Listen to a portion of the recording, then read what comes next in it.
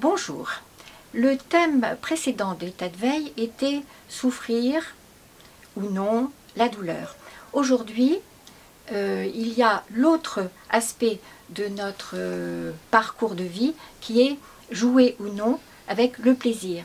Ce qui me semble important déjà, c'est probablement de voir que la douleur est notre premier langage quand nous arrivons à la vie et que il est spontané, il est naturel, c'est quelque chose dont nous faisons tous l'expérience, alors que le plaisir, alors que l'accès au jeu est quelque chose d'une langue seconde, pas maternelle mais seconde, avec certaines conditions pour pouvoir l'acquérir, l'apprendre, la pratiquer. Quand je parle de jouer, c'est bien sûr avec une progression entre jouer comme jouer au domino, séduire, partager, rire. Ça veut dire aussi tricher, ça veut dire quelquefois manipuler et ça peut aller jusqu'à bien évidemment arnaquer. Donc on passe de la séduction au contrôle, avec de la morale quelquefois, avec du légal, avec d'autres considérations qui nous permettent de voir les freins à cette liberté de jouer qui est quand même une permission extraordinaire et un apport important dans notre vie au quotidien. Quand je parle de jouer, ça veut dire que je peux jouer avec les mots, mais je peux jouer avec le visage, je peux jouer avec des objets, je peux faire, imaginer des scénarios, je peux créer, je peux écrire aussi. Et donc ça veut dire une autre forme de relation au principe de réalité avec cette capacité de prendre des libertés. Mais cette liberté, elle est toujours à base de sécurité. Je ne peux pas me permettre de jouer si je ne suis pas assurée de pouvoir revenir effectivement à ma base.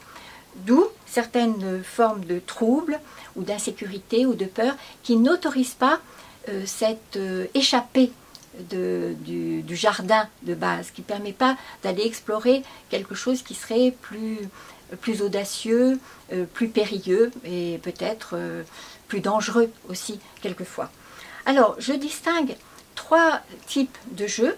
Ce serait d'abord le jeu à deux, c'est-à-dire là on est vraiment du côté de la séduction, on est dans la place laissée à la surprise, c'est choquer, c'est transgresser, c'est s'amuser avec l'autre et il n'y a pas de relation construite vraiment jusqu'à une forme d'intimité sans cette capacité. Notamment jouer avec un bébé, ça veut dire vraiment aussi lui apprendre à supporter petit à petit les changements, les surprises qui n'est pas connu, voilà, c'est la place à l'inconnu, et dans la relation amoureuse, pas évidemment de capacité à être vraiment ensemble dans cette expérience extraordinaire s'il n'y a pas cette liberté de jouer.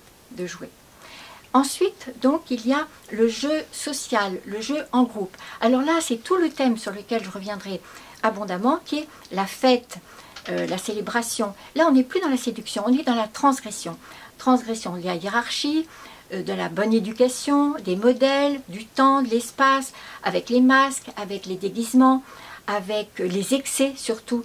Donc vraiment excès dans le sens transgression, ce qui permet la cohésion sociale, qui permet de vivre en groupe et de supporter effectivement toutes les limites qui sont posées par la loi commune et à certains moments, dans certains lieux, et selon certaines règles aussi, il y a cette possibilité de retrouver le ciment social grâce au jeu.